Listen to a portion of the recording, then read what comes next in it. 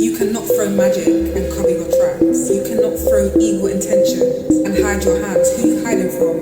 Me? Okay. Well, my spirits can see you. The universe never sleeps. Anything you connect to me will connect back to you. You can't hide your energetic print, especially when it comes to a chosen one.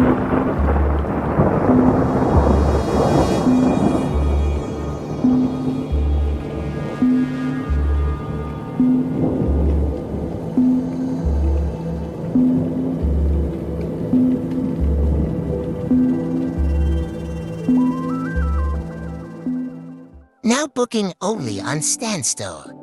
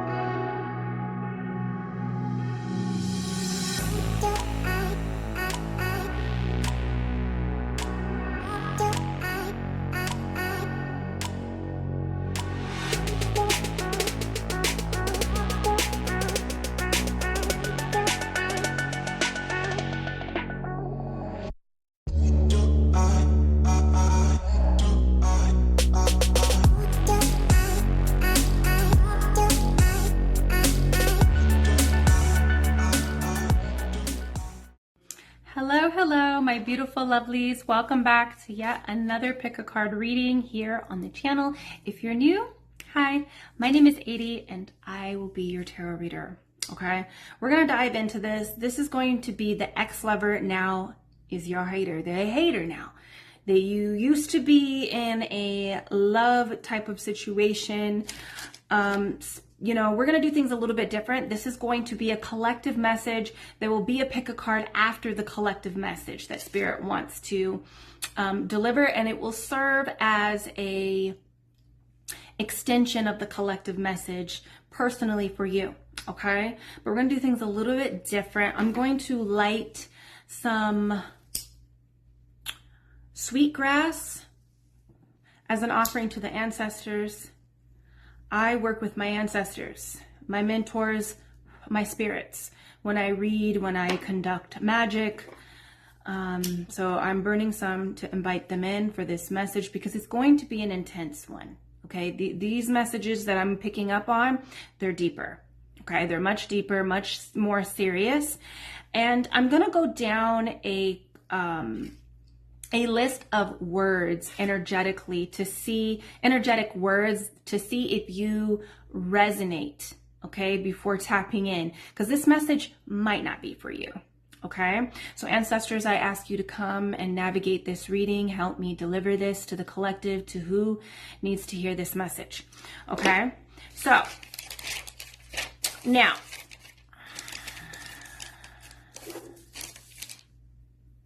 this is going to be a message about an ex-lover that is now a hater. So there's haterade being sipped on, and you can tell that this person is just really hating on you. And before, this was someone that you shared intimate moments with, okay? This is also a story about giving so much of yourself to a point that you are no longer choosing yourself, and you're completely drained. This relationship drained you. That's why they are an ex-lover. It's why it ended. However it ended, it was because they took all the energy.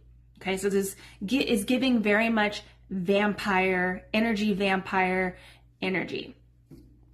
So you can say that this is a story about learning how to protect your energy, okay, and having energetic boundaries more than anything. Okay, All right, so now I'm going to go down a list of words that's going to further see if you resonate with this message that we're about to get into. Narcissism, okay? This is a narcissist. They have narcissistic personality disorder, or they have narcissistic traits, okay? Or what they did and how they were with you was very narcissistic. All right, being drained, feeling really tired, not having energy for yourself. This is also a story about choosing yourself, okay? Standing up for yourself, for truth, okay? Nourishing self, goals that you want to accomplish. So this is like nourishing yourself, pouring into yourself, and goals that you want to see accomplished in your life. Elevation of self has a lot to do with this story, like them seeing you elevate, seeing your life take a change, elevate in some type of way. Silent treatment. So this person would use the silent treatment a lot in the relationship. Mistreatment, when you've done absolutely nothing wrong to this person. Dry begging. So this is when somebody's behavior changes. They want you to do a particular engagement or activity for them. And if you don't, then their behavior will change towards you. They might treat you differently. They might act, uninterested. They might be huffing and puffing, silent treatment, because they want you to perform it without asking you to do it. So, I remember my sister that I used to live with, she would, if I didn't go to her room every single morning, she would use the silent treatment. She would get weird, and this was a way to let me know and really condition you into these behaviors without really asking you or telling you. They just want you to follow suit. It's really abusive. Okay, so calling out and reaction with anger. So this is there's a situation within this relationship where you called somebody out on the things that they did to you. And they responded to you with anger. Like, how dare you bring up something that I did to you that was wrong and abusive? Very narcissistic kind of behavior. Like, for instance, my sister Mariah that I used to live with, I don't know what we were talking about one time, but we were talking, I think, about mistreatment, abuse, trauma or something, right? And I had brought up you know what? When you and Olivia threw my bed in the trash and I came home and I had no place to fucking sleep and lay my head, that really hurt. That really hurt me. And she responded with anger, almost like she was so offended that I was hurt. And it was quickly silenced. It was quickly I was taken back by the way that she responded, where I was just oh, okay, this is very narcissistic. I'm not even gonna go any further, but I get it, okay? Also, noticing that somebody has narcissistic behaviors, you were inclined to kind of pull back your energy. You're not trying to confront them. You're just taking notes. So there's a lot of playing dumb in this story, playing stupid, to really see a person's behavior, their true colors, okay? So yeah, calling someone out in reaction to anger. There's a lot of jealousy. So even if this is this is a lover, I don't really have lovers. That Spirit wants to be very specific with my own personal trauma. They want me to tap in, really go in with personal stuff here with these collective readings. But I don't have a lover that really treated me this way. I only have family that has treated me this way. So there's jealousy though. There is jealousy within this connection where you noticed, well, I guess I did have a lover. Whenever I showed my artistic abilities, I had a boyfriend that would kind of get jealous of when they would see like these great things about me. Okay, so it's like jealousy in that way, not that you're dating someone or someone's flirting with you, not that type of jealousy. It's like you look good, and so they make fun of you, or they try to make jokes to kind of like pull you down, or you could just tell that they're jealous. Seeing you happy without them really triggers them. It's either going to trigger them into sadness or treating you badly with silent treatment, dry begging. Abandonment issues is very prominent in this connection. Making their trauma and your issues, making their trauma and their issues your problem. Okay? Big thing in this connection. So we're going to dive in to these cards, but I do want to say, run. Run, run, run. Don't second guess it. Don't hesitate. Don't stop because you feel like, oh, they're going to think I'm scared. I'm a bitch. I'm a little pussy and I can't, run. Okay. This is more about a story about control. Wanting to control you. Wanting you to be at their disposal. I have a feeling that this person has a hard time seeing you as a human. Okay? Seeing you as a person that has feelings, that has their own life. Okay? So this is an ex-lover. You most likely have ran away from this person, created distance. Don't second guess it. Okay? This is a person that you want to keep distance with. They're not a stable person. They don't love you. They don't love themselves. So they're not able to truly love. Okay? So now you're going to know if you resonate with this energy or not, because this is serious energy. I don't know why the last collective in this, I feel drawn already to get into the cards. And this card says the universe has big plans for me and it's time to claim them. This person either wants to claim, we're going to get into it. They want to claim everything good about you, about your life, what you experience. The universe has really big plans and it doesn't involve them. They have really big plans. God, your ancestors, your guides, you, your higher self has really big plans for you. And it doesn't involve their energy. They're not able to vibrate the frequency of these big plans that God has for you. And the more that you stick around this person and involve, engage, give your energy to this person, it's going to be really hard to get to these big plans, these dreams, these goals. And they will stay stagnant. They will not move in the direction. Okay, so this is about really choosing yourself. This message that we're about to get into, this is about choosing yourself and not them. Okay, so let's get into the cards. Live, it is a containment spell. We contained all the evil eye that is being shot at us. And on the 13th of June, June 13th, Friday the 13th, we're going to get into this hoodoo jinx removal ritual.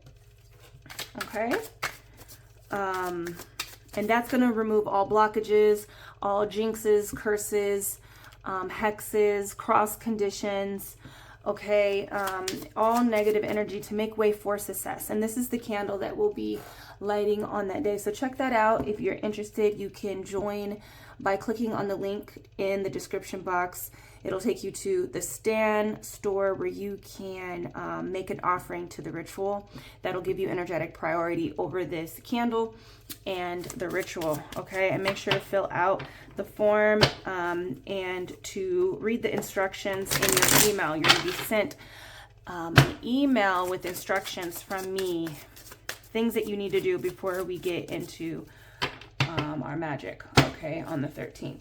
So check that out. We're going to dive in. I don't feel like this is going to be as long as the other collectives that I have been putting out, as the family energy that we got into, the friend energy. This is going to be about the lover now hater, right? An ex-lover that is now a hater. And we mentioned narcissist energy in the intro. This is more about you being like your existence. This person feels as though like your existence is for them.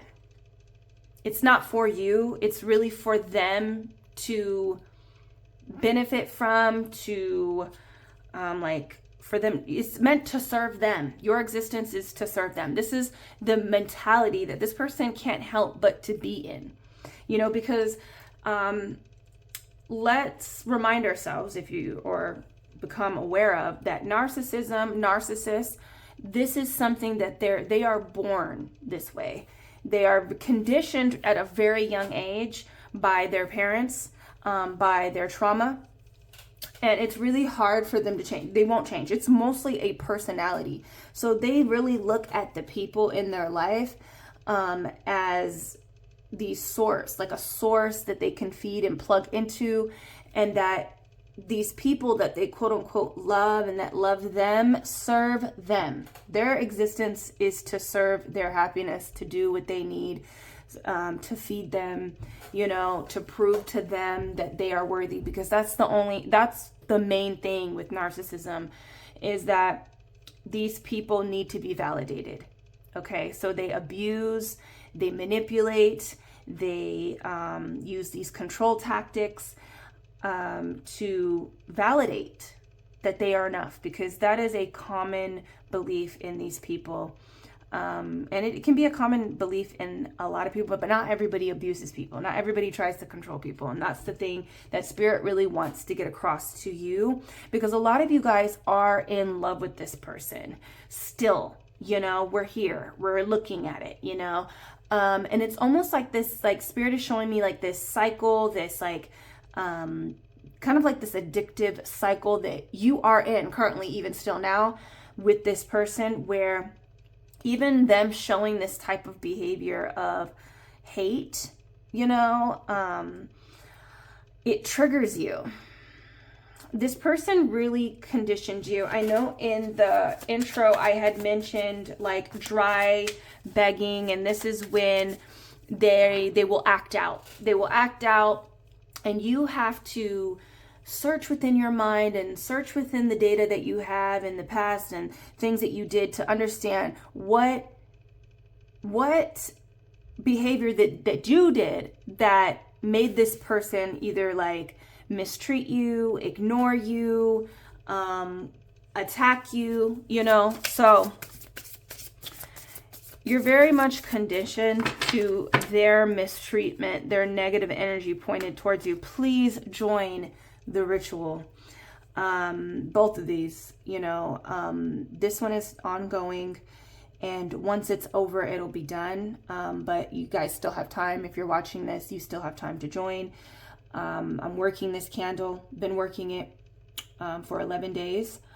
I have like 5 more days left. And this one I'll be working for 11 days as well once we light it. And so you guys will be able to still join afterwards, after the ritual has been conducted. As long as it's still burning, you can join.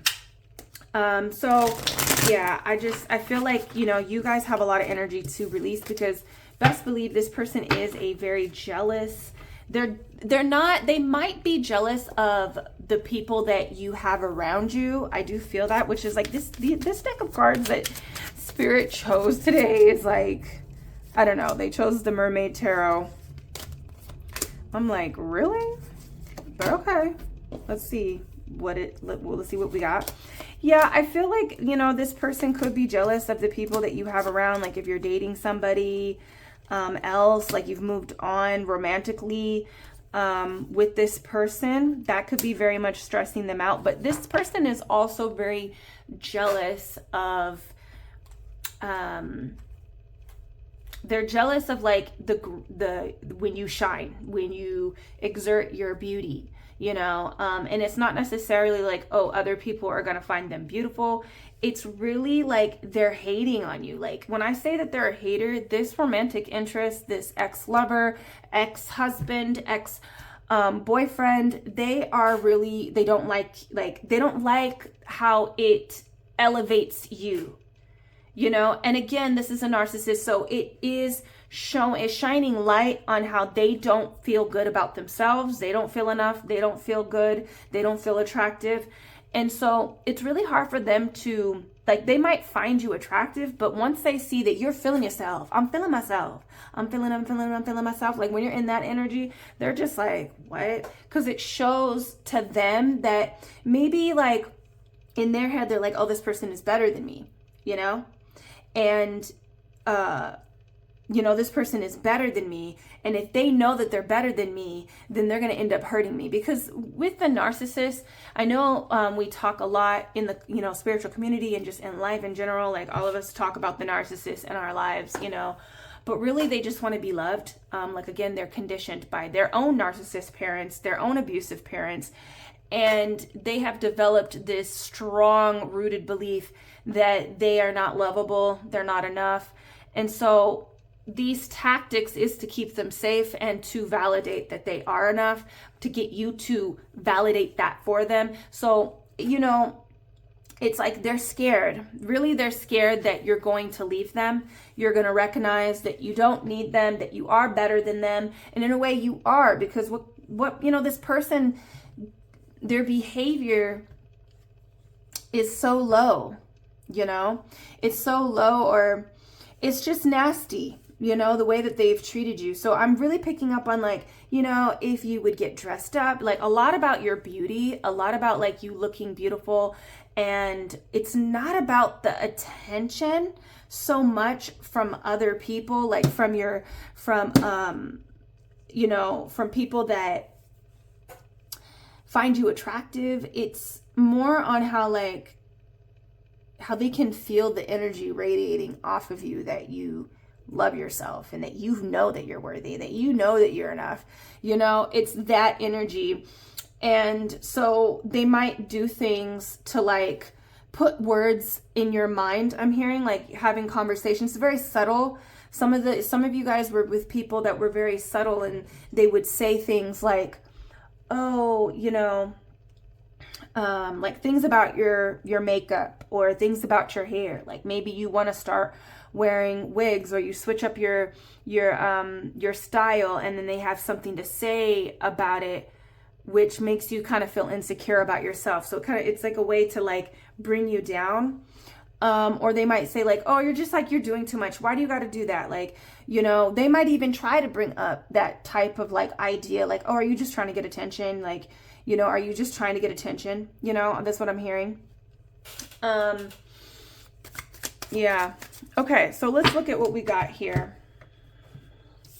We have the Eight of Cups.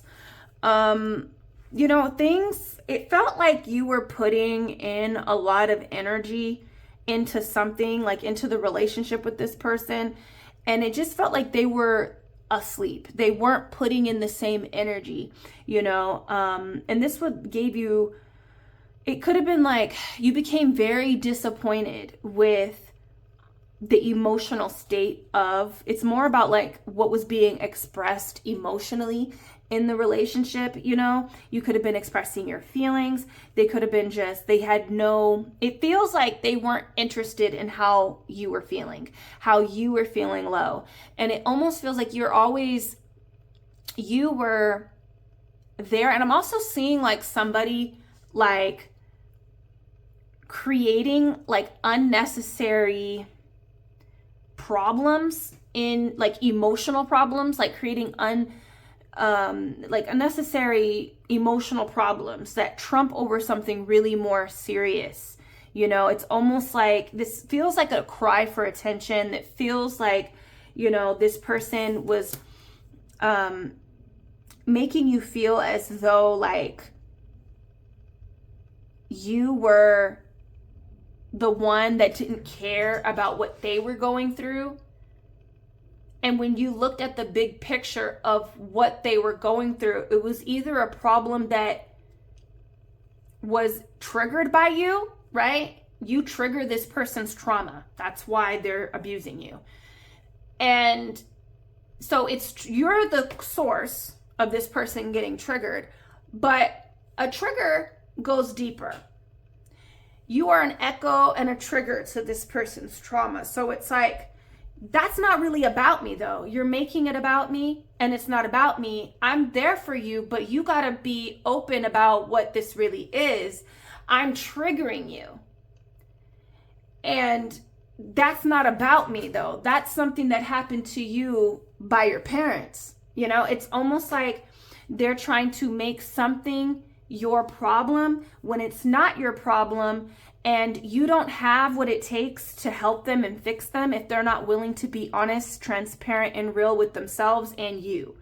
Like, you're willing to be that person that's going to help them fight their issues, but they got to show up authentically. But instead, they're trying to blame you. This person really blamed you a lot for their trauma, and it was just like, and then there was like a lot of secrecy. Like, they didn't want other people outside of, you know, your guys' relationship to see. They like to keep things secret. They like to keep this triangular kind of energy, right?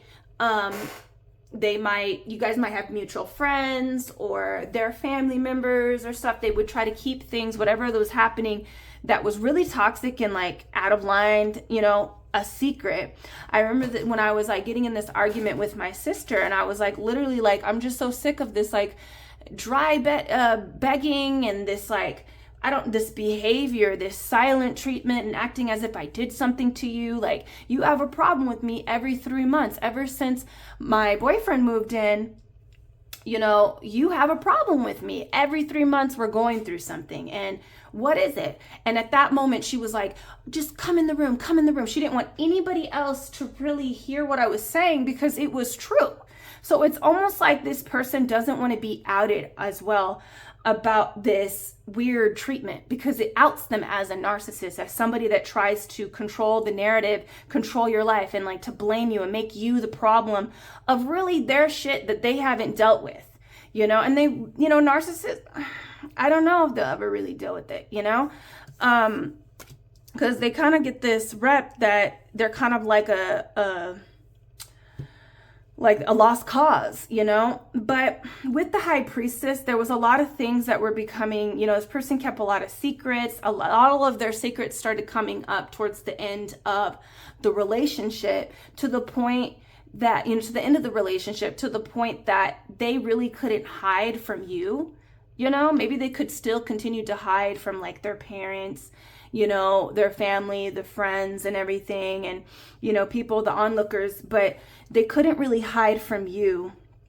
You know, you really stood your ground with this person. And that's why they're in this haterade, kind of sipping on the haterade, because you've really stand your ground. You didn't really need factual like evidence to know like what was really going on. We have the high priestess here, you know, but a lot of their secrets came out towards the end, you know, and it really just takes you, I feel like there was a connection. Okay, thank you, Spirit. There was, and it could have been many different connections too, that trigger this person to, that triggers like abandonment issues, honestly, and then would cause these episodes, these tantrums, you know, that you had to deal with every so often, you know. And I mentioned the triangular kind of energy, like narcissists love to do this. They like to bring themselves into your life. So this person might have felt like angry if they weren't involved in every kind of like relationship that you had. I remember with my sister, it got to a point where I felt like I couldn't even have like, I couldn't have these separate relationships without her being kind of like involved in some type of way. She somehow, and you know, she wasn't like a full blown, like the textbook narcissist that we always hear about. It's like a convert kind of energy. So very victimized kind of energy. This person that I'm picking up on for you though is very like boostful and stuff, and kind of like really out there, but it's the same energy with the triangular energy. Like I remember like I couldn't have friends unless it was like a friend, like a trio kind of thing. And that even happened in like my my romantic relationships too. It always felt like she had to be there. She was like, you know, and she wanted to know everything about my relationships and my friendships and stuff. And it was just like this person had to involve themselves in every little pocket of whatever you were doing, you know. And if you excluded it, or you were happy somewhere else, enjoying somebody else's energy, it triggered them. Okay, we have the Nine of Swords here. Okay, and the Six of Cups, they were very triggered and having like kind of like these irrational thoughts, you know, that, you know, and this like irrational view of who you are. Because if you would just tap into like your energy, you absolutely loved this person and didn't have this type of view, you know, that they had. A lot of their outbursts were, you know, triggered by their own programming, their own belief system. And this caused them to cheat on you, to, you know, to betray you. This caused them to mistreat you, disrespect you, you know, and this is all like creating unnecessary beef and like scenarios that don't exist inside of their head, you know, and because of your love, you really took your time with this person. Knight of Pentacles. You really took your time with this person because you, like, the Knight of Pentacles is about doing the good deed. This is a very trustworthy person that puts in the work. And you really gave it your all. You know, you gave it your all. You really put in the work into this relationship. But it came down to it that this was more than you could handle, because it's like, this is their shit they have to fix. They have to fix this. They're not going to be able to be happy and have true connection and true relationship until they fix this within, you know, if they don't believe that you love them, you know, and that's what it is. This narcissist, and they've tainted and disrespected and violated the relationship to a point that there's no really going back. You know, there is no really going back. Like, even if you did try to go back, it wouldn't be the same. You don't trust this person anymore. They've tainted their perspective that you had of them. You know, this person, they have to believe for themselves that they are worthy enough to be able to accept your love. And you're not going to waste your time trying to prove to them to stop the mistreatment in order for them to love you the way that you deserve, you know? And so now this person is a hater, you know? They're a hater. And you really have done nothing wrong to this person. You've done nothing wrong, and they know that too. They know that. These gnats are so annoying. I have my little trap out here, these fruit flies. It's probably from the offerings. But, like, you know, it's like this person is haunted by their own delusions and programming. And it's not like, you're not going to take abuse because you know also their trauma. You're not going to take the abuse because you know that you love them. You know, like, you already have taken enough is what Spirit is trying to tell you. And so now this person is a hater. They used to love you. You shared very intimate moments with this person.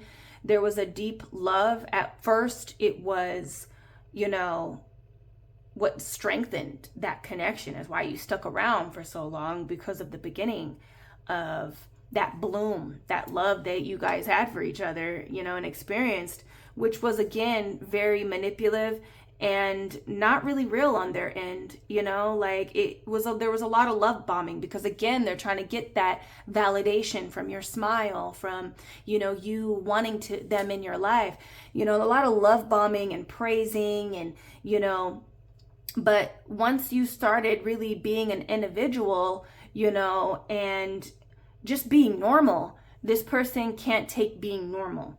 Okay.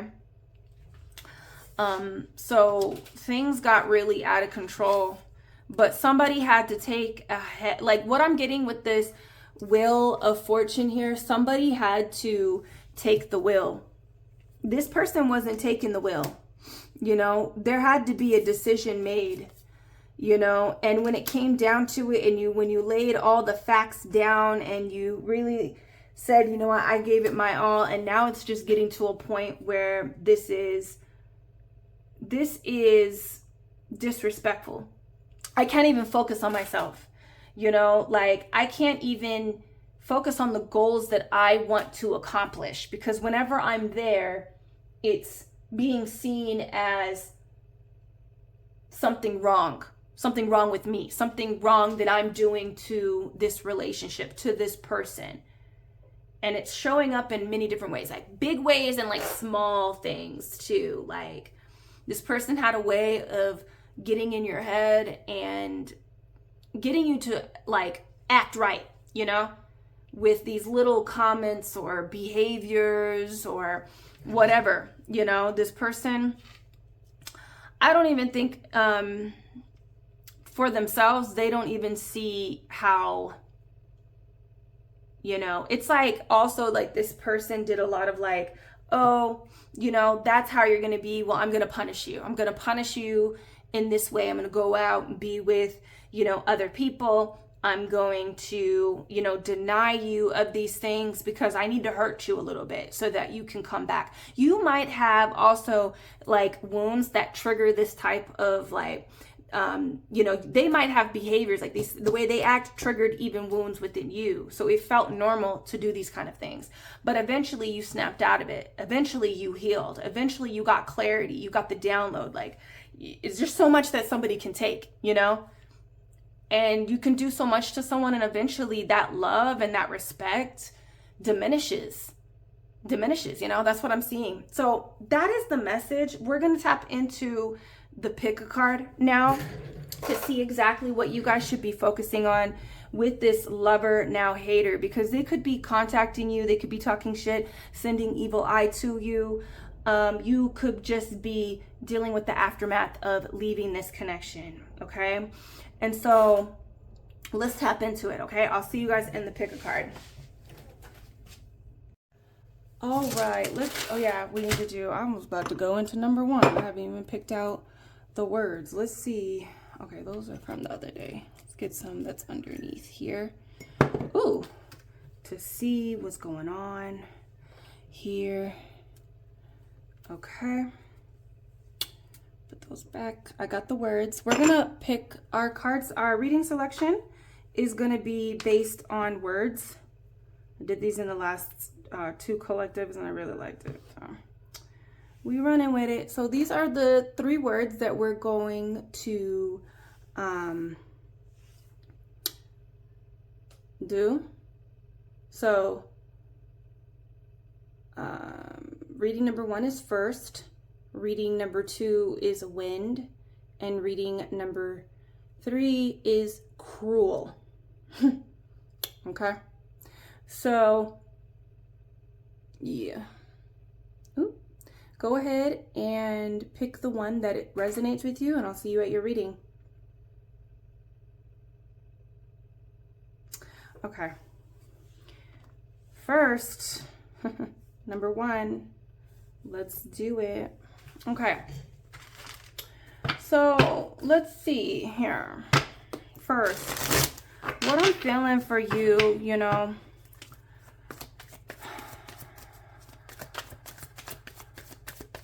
I'm seeing someone with a list. I think there was like a lot of things that you felt like you couldn't do within this relationship. And you were drawn to, what's up? Hurry up, because I'm doing reading. What's up? Robert said he needed to pick up.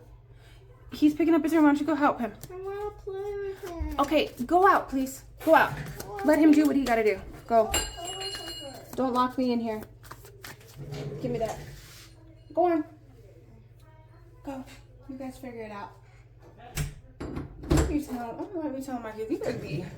You know, and that's the thing. It's like this person wants you to figure out their shit. And it really puts your stuff like on the back burner. I always tell my kids, like, you guys don't bring me some serious stuff. You guys figure out what you guys gotta do, okay? Don't be coming, bring me the serious stuff. That's what I was like, you know, with my sister. Like, I was like, look, I do this for a living, babe. I can see it regardless. But you got to be okay with that. I'm not gonna push anything on you. And, you know, like, let's do it. I can help you tackle it. I understand it's hard to look at somebody who triggers your trauma and they have answers for you. They can help you, but you got to be honest, you know? And it's like, if you're not willing to do all that, don't bring all that little shit to me, because that ain't got nothing to do with me. That ain't got nothing to do with me, babe. You know? And a lot of that shit was made you put a lot of your stuff that you've been wanting to do on the back burner. It caused a lot of disruption, and it's like, you know what I mean? Now it's you. It's your turn. It's your turn now to really focus on the things that you want to do. And, you know, before my daughter came in, you know, I was seeing a list. So like somebody making a list, like I feel like now that you're out and clear out of this person's, you know, physical presence, hopefully you guys are not like, you know, and so, okay, I said hopefully. So some of you guys might be still physically interacting with this person. And so that's why it was like heavy with the narcissist kind of energy, because spirit wants you to know this isn't serious shit. Baby, this is serious. Okay. They either are a full-blown narcissist or they have narcissistic traits. Okay. Or they're just having a narcissistic phase in life. It's one of those, okay? And either or, it's a serious kind of energy, and you don't want to invite that anymore into your life. So it's time to really just cut things off. Like, you know, you've done enough. You really put in a lot of work with this relationship, and you're just not with the bullshit. You're not with, like, you know, this is real shit over here. This is real. You know, and you should have known that. I feel like this person should have known, like, how you deal with people in your life. They might have, you like, because of the love that you had for, you know, this person, you really, they had a really soft spot in your heart. But like, again, there's only so much somebody can take. So they should have really known how you were moving. They were not paying attention. Again, they're very much focused on like how you can serve them, that they weren't even paying attention that you were cutting niggas off. Like, you know, and this is like more about like your family, like people in your, you know, other people that you dated in the past, or family members you had to cut off because of disrespect and abuse. They should have known that this was coming, and that this was not going to slide with you, and that the love was going to, you know, it was gonna be all out of love. It's gonna be all out of love eventually. After all of this, there's so much that you can do. You know, and once you start really disrespecting somebody's body, somebody's like their pain, their money, like it started getting real disrespectful, you know, and it just showed that this is not love. This is not love. This is not love. You know, and so this is going to be what you should be doing right now. Okay. And I first saw like a list of things that you need to start doing. So getting clear with yourself, 2 of Cups. Getting really clear with yourself. Okay, these are all things that you need to tap in, very much like a list. Okay, so let's go down the list. 2 of Curses. Let's write a list of the person that you want to be dating. So those that are single, and if you are single and dating, I would advise that you stop dating and start dating yourself. If you're fresh out of this relationship. For sure. If you're fresh out of this relationship, you guys need to focus more on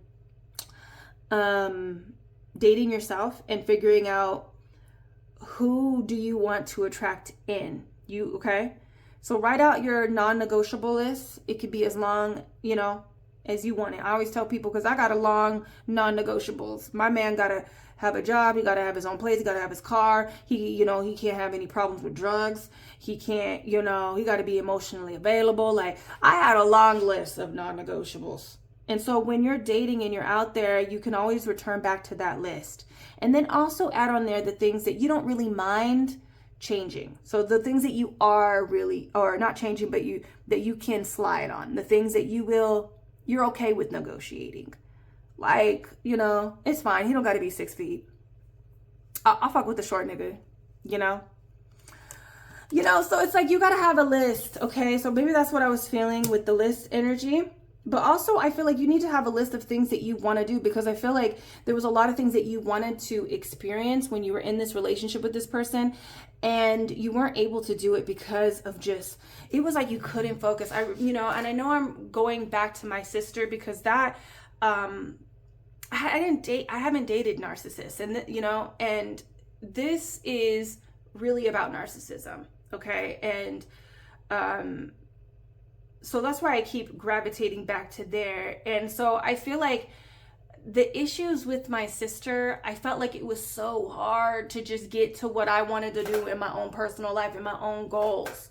You know, like if I was focusing on the YouTube channel, it was just like she was making me feel bad about that. Like I'm not, you know, doing what I'm supposed to be doing. But what I'm fucking doing is bringing in the fucking money while I'm on the fucking YouTube, you know, like, but then it was like a problem though, you know.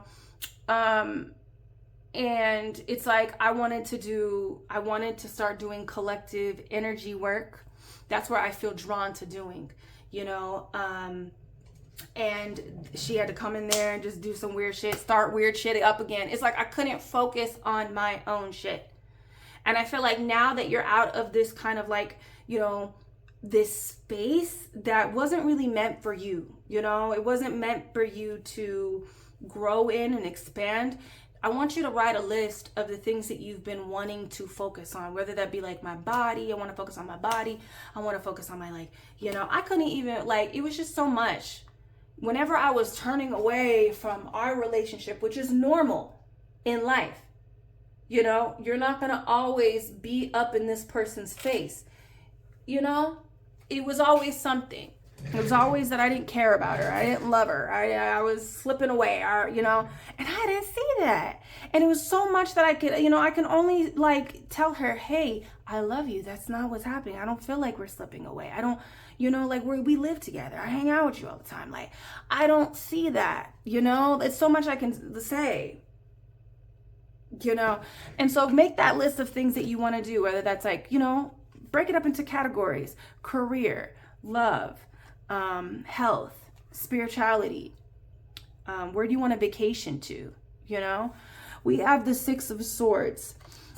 This is about creating space for mental clarity and stability. Number 1, it's time to put your health first. It's time to put your goals first. It's time to put you first. Okay. And this is more about boundaries than anything. I believe with the 6 of Swords, this is about keeping distance, keep going towards your peace. Okay. And this is about, you know, if you guys are in and out of this person's physical space, maybe you share a space with this person. Some of you guys are still living with this person, but you're broken up, you know, one of those situations where, oh, we're not together, but we broke up. You need to get out. You need to, even if you need help, ask whoever that can help you to get out of that space. Okay. That's on the list. Okay. 9 of Beasts. This is the 9 of Wands. This is creating boundaries. Again, I was just talking about that. So you need to literally leave physically for mental clarity. Okay. For safety. Because again, in the 6 of Swords, the original depiction, this person is being rescued away. So after you leave actually physical, you need to create energetic boundaries with this person. There's no entertaining their outbursts. There's no entertaining their demands. You know, this person is very demanding of your energy. So they could be like, you know, this is what I want. I need you to do this. I need you to do that. No, actually, no. I'm going to handle what I need to do first. Okay?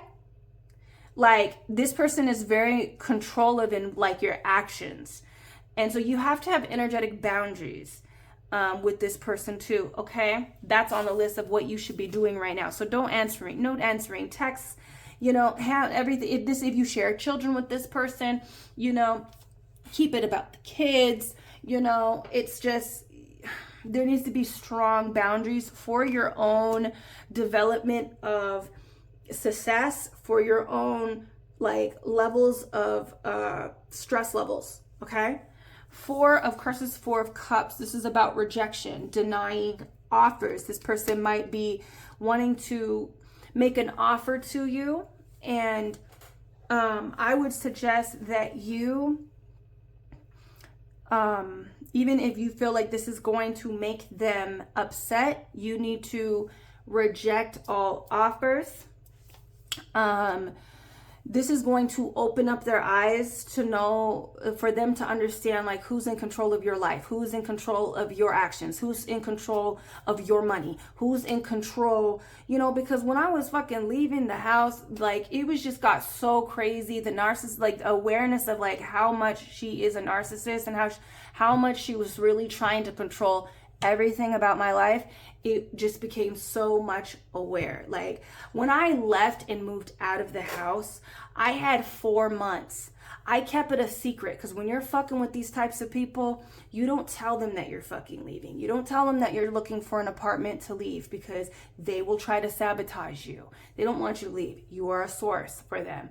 And so when I was trying to get up at this house, I kept it very secret. I could have did her like she did me in the past and fucking gave her 30 days, you know, but I didn't. I gave her 4 months. I said, hey, in 4 months, I had my apartment secured. I had my shit. Like I was just, yes, this is what's happening. And I told her like 4 months, I'm leaving. You know, I'm going to get my own place. It was very respectful, no drama or nothing. I wasn't trying to get into no drama with these people anymore. And this girl had 4 months to get her shit together and pack her stuff. I took the last 4 months that I was living in that house to pack my life up. Okay? When we moved into that house, I was broke. She bought everything in that house. Okay? She had all of her, that was all of her furniture, all of her stuff, right? I packed up my stuff. Packed up my room. I packed up everything that I had in the garage. I packed up everything that was in the whole entire house. I took 4 months to pack up my shit. Okay? In between, working, doing what I had to do. Like any normal person. Why on the last day, I moved out before she moved out. On the last day, she's gonna be like, hey, why didn't you come and like help me get up everything out these fucking cabinets? And I got everything out of the cabinets. This girl was trying to blame me for the things that she bought. She's like, we shared these things, but you bought it. Why would I think that I had any say over the stuff that you bought, hun? Was I supposed to call you out of your room when you were just sitting there smoking, just doing whatever, I don't know what the fuck, and tell you, hey, let's go through the cabinets to decide what you want to keep that is yours? Like, it was insane. So she was trying to blame me and say that, you know, oh my God. I said, hey, you know, you have 4 months. Why didn't you get your shit out the fucking cabinets in the, like, you had 3 weeks after I fucking left. Why didn't you do it then? I have a job outside of the house. Oh, okay. I had to make space in my phone, but you know, I say all this because this person might be, you know, trying to paint a picture of you to people, you know, that is not necessarily true. They like to twist and not really paint the true picture of themselves. You know, like you didn't get up in that house and, you know, get your shit out, throw away shit that you don't want, pack your shit that you don't want because you have a job outside of the house, you work outside the house. Hon, people work and they find time to pack their shit. I don't need to help you do that. This person needs to start parenting themselves. Okay? This is like, this person, like again, blaming you for all of their problems. This person does this. They make their issues, their problems, your problem, and it wasn't your problem. Girl, I gotta work, I gotta take care of my kids, and I gotta pack up my life. I might not have as much as you have because you brought a lot of stuff into this house when we moved into it, but you had 4 months to do it. Where was all that? Where was all this talk the 4 months that I was packing my stuff? Everybody saw me packing up my stuff and clearing out my shit. Like, where was this talk? Why on the very last day when you're supposed to be up out of there, because I moved out 3 weeks before you, okay? Where was it 3 weeks when I was in my apartment? Where was this? Why on the last day when shit is coming to a head because you didn't do what you were supposed to fucking do? This is all like you're seeing how this person has a lot of work to do on their life, and it is showing in the physical. It showed when you were in this relationship with this person. It showed that they don't know how to unpack and pack up their shit, clear out their shit so that they can be normal and be like a decent, loving person. Okay? And I remember she was like, oh, maybe I should have never been so maybe I shouldn't have been so generous when everybody was broke and homeless. That's what she said to me. I said, what the fuck does that have to do with anything? What the fuck does that have to do with anything about you going up there and getting your shit out that fucking house? How is that my problem? You know, and the people that she's telling, you know, this person, they might be trying to say, like, paint a picture of you to people. And the only people that are, like, agreeing to whatever this fucking picture is the people that want to believe these things about you, whether it's true or not. What, crazies? I don't give a fuck what you say about me, bitch, to these crazy-ass people. They're your kind. I don't give a fuck. So it's like, you know, this person, you got to tap into your sacred rage. Stop. It's not about this loving shit, okay? This is a hater. They hate on you. They you know, they're like, they hate that you can just pack up everything all nice and neat and leave nice and smoothly. They hate that shit because it's hard for them to fucking do that shit. And they hate you for it. They hate how smooth and like, but it didn't take you, it took you, you know what it took? You going through those boxes, unpacking, cleaning out your shit to be able to do shit smoothly. They can do that too. Do they choose to do it? No. They choose to sit in a fucking room, watch conspiracy, you know, things on conspiracies and smoke it up. That's what they choose to do with their fucking time. Okay? Two of Cups. This is the Two of Pentacles. This is about prioritizing your shit. Stop prioritizing this drama, this connection. You know, prioritize. It's time to prioritize and put your shit first. Okay? It's time to, even if that's healing, even if that's doing the shadow work after leaving this connection. You know, like after I left, I haven't spoken to them. I haven't spoken to my sister in over a year. Only through fucking text. About business. So even if it's like you gotta like, you feel guilty for not answering, don't feel guilty for not answering these people. Take time to do the healing. 9 of Wands. You've been wounded.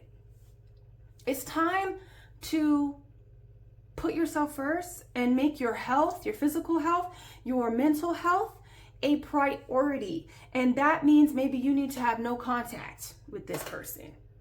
Even if you have kids, you share kids with this person. Maybe you need to just have somebody in between do what you need to do with them. You know, drop the kids off, talk to them about kids, like, because this person they don't really deserve your energy, to be honest. They don't deserve your engagement on any kind. They need to get their shit together. They need to apologize. They need to humble their fucking self. Get real with themselves and humble. Sit down, bitch. Be humble. That's what they need to be doing. Okay. So let's move on. I was going to do these relationship cards, like how they feel. Should I do it? Let me just see. You're going to be the guinea pig, number one, because I'm like, you know what? I don't want you guys to be hung up on how they're feeling, because that's not what it's about. We're trying to move away from, you know, how it makes them feel. Remember, this is about focusing on you. Okay? Not them, on how they feel.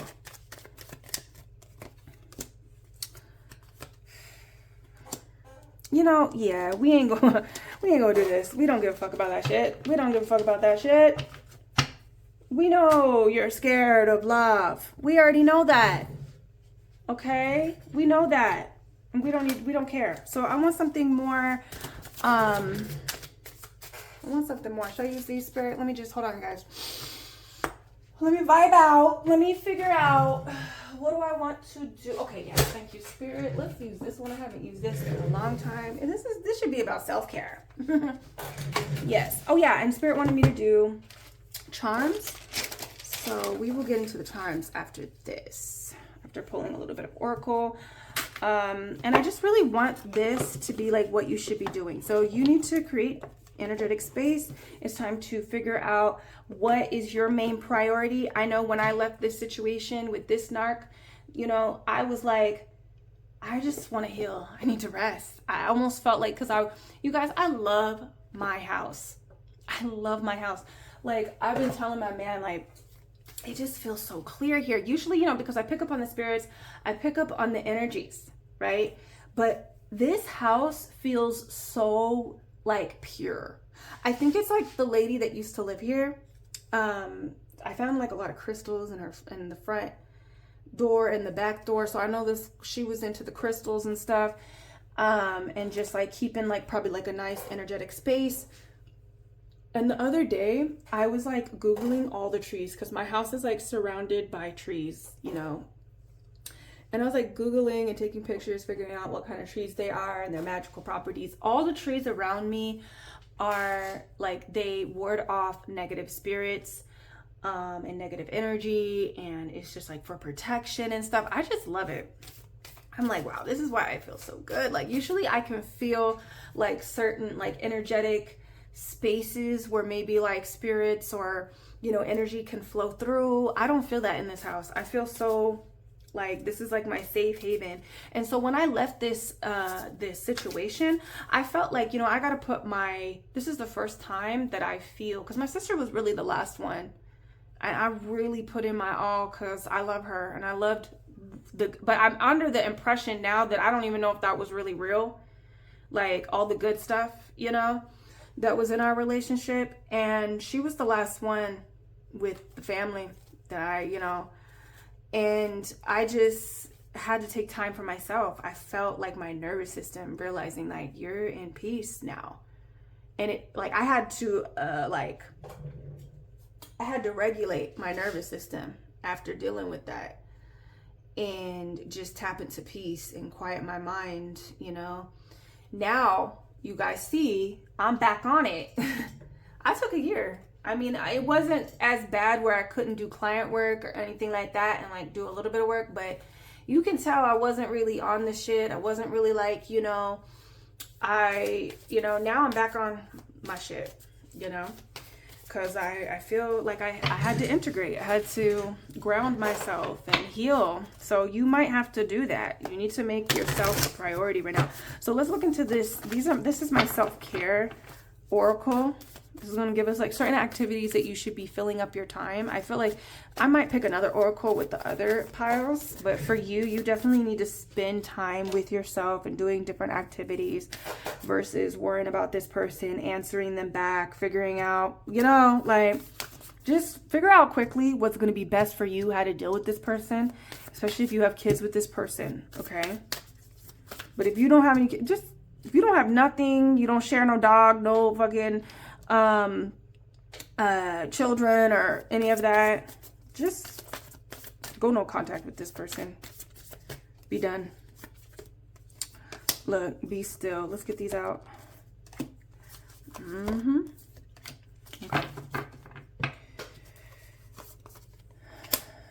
You need to spend time. It's summer right now when I'm recording this, so people that are watching it in real time, you might want to spend some time outdoors, taking a walk, you know, spending some time outside, you know, going on hikes, going to the lakes, going to the rivers, the beaches, and spending time with Mother Nature, okay? I also feel like just being still, meditation and movement. So, God, I'm being so inspired by your guys' energy. Like I have big plans for the rest of the year. I really want to, and that's exactly what I'm going to be doing this month, is pouring a lot more of my energy into the school and the community space that I'm building for whoever wants to join. And yoga is going to be a part of that. Meditations are going to be a part of that. And, but for you, I feel like getting still, This is giving very much like moving your body. Yoga is a moving meditation. It helps yoke the mind and the body. But even just getting to the gym and then doing like I might even do that today. Like even if your gym workouts or your exercise is really like intense and upbeat, take a moment to just let your body completely relax into savasana, which is when you lay down in corpse pose and just let your body I'm feeling like you just need to just be still and become one with the earth energetically. And that's what yoga does. And also just become one with the earth by getting out and being in nature. We also see being one with earth here with making a meal. And this person is like cutting up a lot of different like vegetables, so you might want to go vegan. I don't know why I'm not vegan anymore, but I did want to say that, like I felt called to say that maybe you need to go on a cleanse and cut meat for your diet or dairy from your diet for a while, or just incorporate more healthy fresh foods and vegetables into your life. But making a meal intentionally, enchanting your food, speaking love and intention into your food to heal you, to help you, empower you, to become more confident, to be more calm, to filter out this energy. Food listens to you. Everything is listening, okay? We have aromatherapy. So having aromatherapy practices, putting on perfume, lighting the incense, like intentionally, having the oil burning. I love putting rose oil and lavender oil on me at the end of the night. It just calms me down. So doing kind of like little rituals like that is going to help you stick to the list. But incorporating, changing your diet and getting moving, moving and like movement and exercise and moving outside, going to the beach, being in the nature. So let's get some charms to just kind of clarify some more energy here. Ooh, Spirit wants to tell you what is going to come after this relationship. What's coming after this? Okay, so it says, I read banned books. This is the charm. So, and because I've mentioned, House of Glamours, I am working on building House of Glamours right now. It's going to be my community space, right? It's going to be my community space, and it's going to be a place where we can learn about our magic and evolve and all of that. So I think in the future you could be reading and studying things that are going to help you become stronger. These banned books are here to shift your mindset. We have the ET pen here. ET phone home. He's like bringing. I feel like you should gravitate towards people that feel like home. That's what's going to happen. You're going to be there could be a friend that's coming in for you. You're going to be reading a lot more. You're going to be like, there's a real chill kind of energy that I feel, especially with this roller skate here. It's going to be really fun moving forward. A lot of fun energy going into the future. And to look forward to friends, like new friends that make you feel like you're in alignment, even if you guys are very different. I see a particular new friend or like an old friend coming back into your life, and just you kind of having more fun and feeling more free. I'm just seeing someone like roller skate at the beach. So look forward to just, becoming more knowledgeable, knowing things that other people don't know. Whether that you are reading it, studying it online, or, going out into the community to meet these people. I feel like that was a big thing in my relationship with my sister. I felt like I couldn't have these relationships outside of her and my relationship. It was really toxic, very dysfunctional, and that is something that I am excited for, is to just venture out and have these relationships that are not like triangulared, so that's what I got for you, number one. I hope that that resonated and gave you some insight.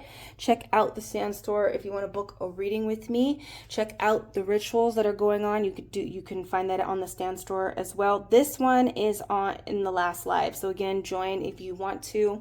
We bottled up all of this evil eye energy, and we're going to be sending it back on Friday the 13th.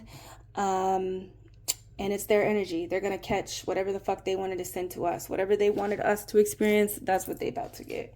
All right, so join me on Friday the 13th, and I'll see you guys in the next video. Peace. I'm hearing Gone with the Wind, number 2. That's what I'm feeling. You guys picked Wind. Sorry, my chair is squeaky. I'm going to be getting a new chair soon. Wind. So... in the collective, we talked about how, this is a narcissist. We don't want to, put them before our own. We need to kind of recognize that this is a narcissist. We got to create distance with this person. But with the Wind, I just feel like, because I'm hearing like catching wind. That's what I'm feeling. Like, I heard Gone with the Wind, so you could have like really got out of that relationship like real quick. Gone with the wind, just out. Wind can be very chaotic, fast energy. It is a fast, uncontrolled energy. Now I'm seeing the fire in LA that happened a while ago. And I think it was like in January. The fires that happened to LA just burned down. So something could have really burnt down, and communication could have started the burn down of the structures and the business, and a lot of businesses got, burnt down, homes. So there's something about something burning down. I felt like, this could have been really possibly controlled with communication, but maybe someone chose not to communicate. I don't know. There could be that too. But I also heard like catching wind. So there's something I feel like I want to say that you shouldn't worry about. You don't need to worry about like proving yourself, possibly. There's that too. Something's going to be like catching wind. It feels very predictive energy.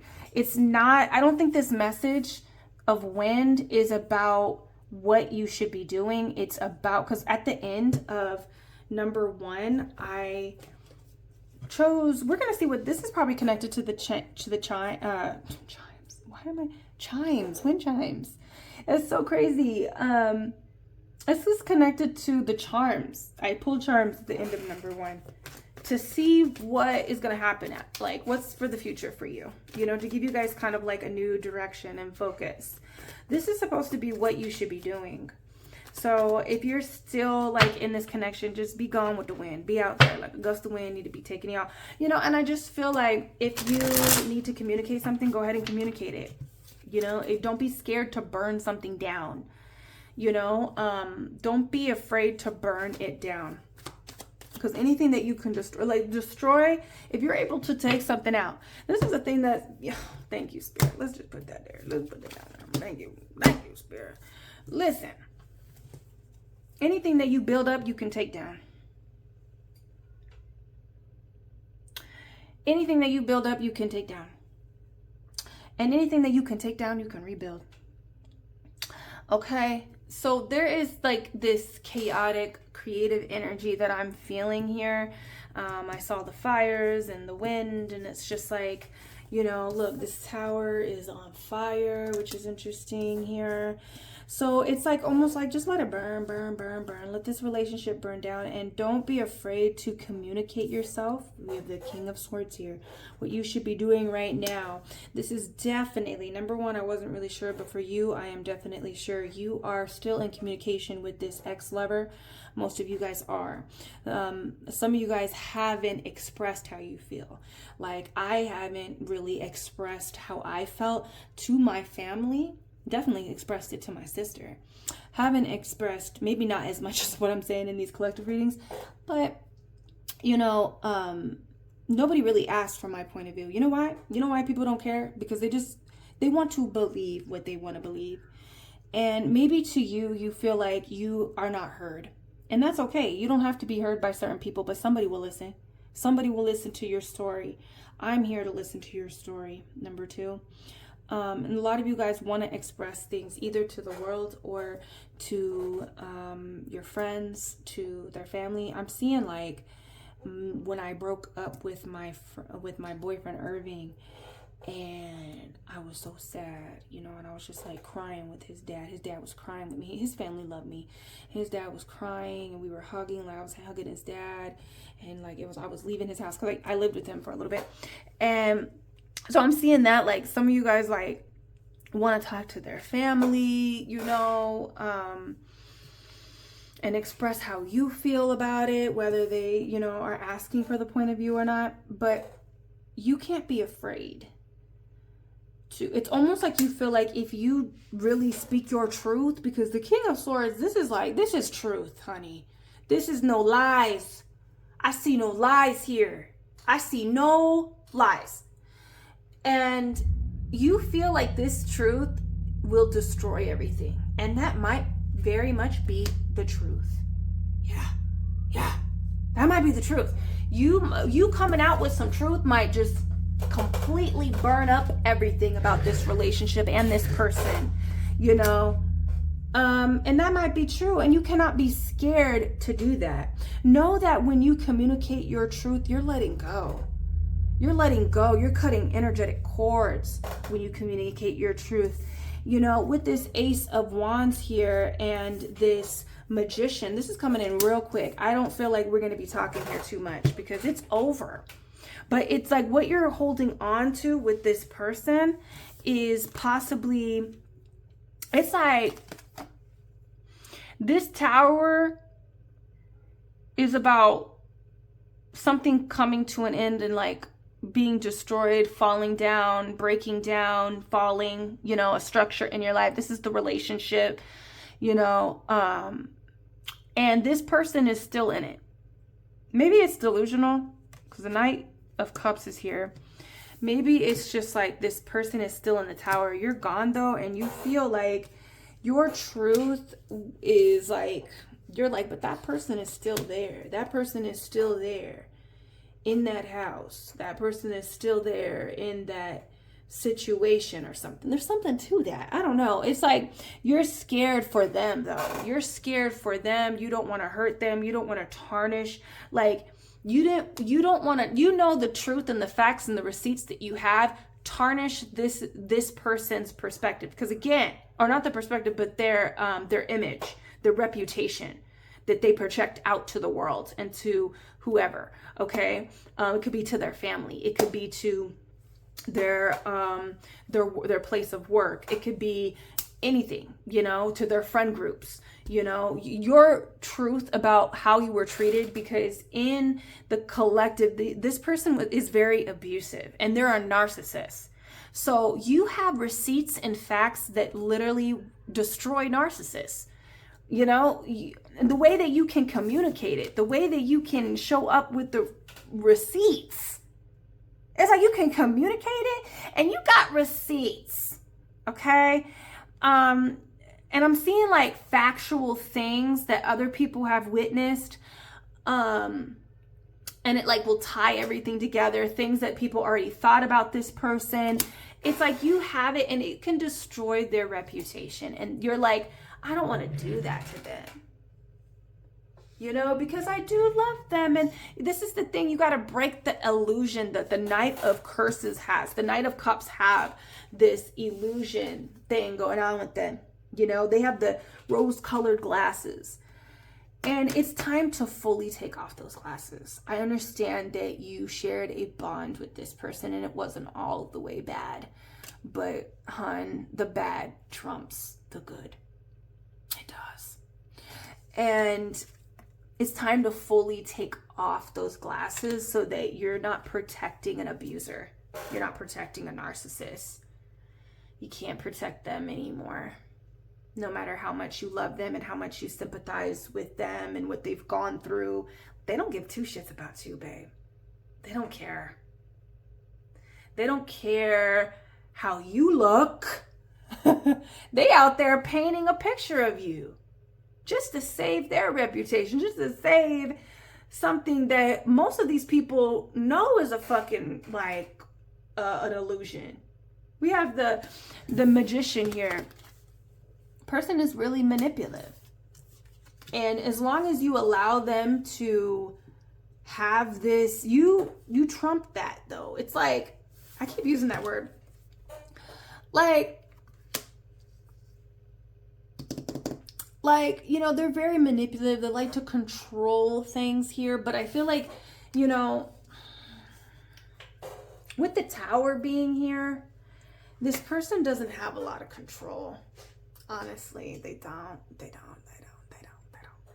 They, you know, what you have what can burn down cities that this person is operating in. They're controlling, you know, and it's all lies in your mouth. You speaking your truth, you know, about your experience, and you can't be scared. So what you need to do is speak and understand that, yeah, it might fall. It might fall. You helped build this tower. You helped build this tower. And you loved it dearly. You know, you loved the memories and the relationship that you built and the relationships that, you know, came with that, with them. Like their parents and their siblings and their friends, you know, and there's a possibility that when, you know, it just, all of that goes, you know, when you are ready to sever the energetic cord, you know that you'll be cut off. You'll be cut off from that too. And that's scary. Just like, and then, you know, I think the message with you is that you need to understand that whatever is destroyed, the energy is, you know, energy never ceases to exist. Okay? You can take that energy and rebuild something. This is the Ace of Wands. You can have a new beginning. You are the magician here. In fact, this is what narcissists, their whole illusion is that they're in control, and they're really not. They're really not in control of shit. They want you, and we all believe it because they have all these, like, you know, nasty defense mechanisms and manipulative tactics. But in actuality, you control this situation more. And they know it. That's why they use these tactics to get you into submission and to silence you. They got to paint a picture of you and say that you're a hoe. You're, you know, say that, you know, you did this and you did that. And, you know, that's why, because they know you're so powerful. So you need to speak your truth and don't worry about losing out, because you can always gain it back as long as you keep putting fire into the flame. You can build back that tower. You can have what you want out of this, okay? Even if that is like something financial. Maybe a house is involved, you know? Maybe there's money involved. Maybe there's a business involved. Maybe you shared a business with this ex-lover, shared a home, shared assets with this person, and you're just like, if, you know, how am I gonna, you can get it back. But you got to sever that cord energetically. And you do that through your voice, through your truth. Okay? So let me get some oracles here. I feel like I don't even need an oracle. Spirit's like, no, they don't need an oracle. Sorry, guys. Should I disobey? Spirit's like, no. I'm really in this energy of just listening to Spirit. So let me get your charms. This is what's to come. Okay? So you already got the message of what you should be doing. Okay, and you can use your voice. Let's see what is coming here. Okay, not today, Satan. eventually this person is not going to be able to, they're not going to be able to like fuck with you. In the future, this, like, they're not going to be able to do what they want to do or come against you. They're going to realize, like, when narcissists realize that they can't control a situation, they flee. When they realize that they can't dominate over someone, they flee. They give up. So I really feel like that is what's going to happen with this situation here. It says, follow your daydreams. So there's a lot of things that you guys have been dreaming about doing. I feel like a lot of these daydreams that you, even if it's just like something that you kind of like fantasize about, that's coming in the near future, I'm hearing. Okay, we also have the bookworm. So this is just making me feel like you're going to become more knowledgeable. You're going to be reading a lot more, becoming more read. Okay. There's a particular book that you need to read. I do feel like you're going to be going through some traveling in the future with this. You're going to be visiting a place that you really love. I'm hearing like going back home. So some of you guys are not like you've moved away, like you were born in another country. You're going to be visiting home again. We have black cat energy here. So I feel like moving into the future, you're going to become like more magical, more, I'm hearing secret. So you could be more secretive about what you're doing. Like for instance, I'm doing these rituals. I was really into doing the collective rituals a year ago. We're getting back into our magic, but eventually I'm creating a space where we can do this off of the internet. I want to create community outside of this space, and so I feel like you're going to be becoming more secret with possibly like your own goals as well, and your own ventures, but also just being very like alluring. Again, I'm also creating this black cat energy, and now I say allure, I'm thinking about the house of glamours that I'm building right now. So I just feel like you guys are going to be in your glamour, you're going to be in your beauty, like you're going to feel more confident, more like in that energy. If you make music, you're going to be making music. You could be even writing a book. There's creation here that's going to happen in the future that is creative. Because I'm mentioning all these things, these creative spaces that I'm like working on. I'm working on a few things. And so it's about like possibly being secret about those kind of things, or just creating like secret. And then I also feel like you are becoming more like attractive in a way, like you're attracting energy into these places. Like maybe if you are writing a book, if you are creating art, if you are making music, if you are building a business, like you're attracting energy into those spaces is what I'm feeling. Okay, so I really love that for you, number 2. I hope that, and you know what, the wind, it's like catching wind. Whatever this is, like if you're writing a book, people are going to catch wind of it. If you're writing music and you're trying to, build on your music career, people are going to catch wind of this. It's like, it's going to be, what is it? What am I trying to say? Like circulating. The word is going to be circulating, and people are going to be talking about these things. So if you do have a book, and I'm seeing one of my clients, she's writing a book right now. I wonder if she's watching this. Let me know, girl, if you watching this. You know who you are. Okay, one of my clients, she's writing a book, and we were talking about it in her client reading. And so you might be doing that, and it's going to catch wind. It's going to be successful, is what I'm trying to say. Okay, so that's what I got for you. Okay, number 2, check out the Stand Store. That's where everything is. That's where you can book with me. If you want a reading, this is how you can join the ritual that's happening on Friday the 13th, where we're sending back all of this energy, that we experienced with these narcissists, and whatever they're hoping to happen in our lives, you know, our downfall, that's actually going to go right back to them because it is their energy. We did this spell on Thursday in the live, exposing your enemies. So check that one out, because all you have to do to be included in this spell is just participate in the spell that we did. Okay, so check out that, and I'll see you guys in the next reading. Peace.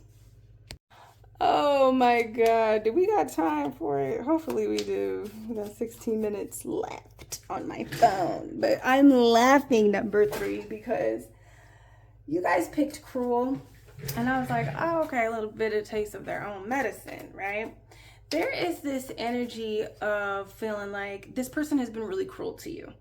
I don't think you could ever be as cruel as what this person, some of the things that they have done to you. I don't think you can stoop right down to that level. But even just shifting in such a way of like not your normal interaction with this person would see it as like total disrespect. Yeah? Huh? In a moment. Okay? Do the dishes, okay? Ethan?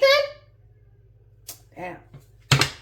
I'm forgetting to be telling my son, but go do those dishes. Go put those in the dishwasher. So, and that kind of like brings me up to like, so it's like giving this person a little bit of taste of like their own medicine, and it just rocks them. So I'm also seeing Cardi B. In my own, like I'm seeing Cardi B with like what's going on with her, you know, and Offset, and you know, I'm just happy for her. I really am. But you know, it might not be as serious as that.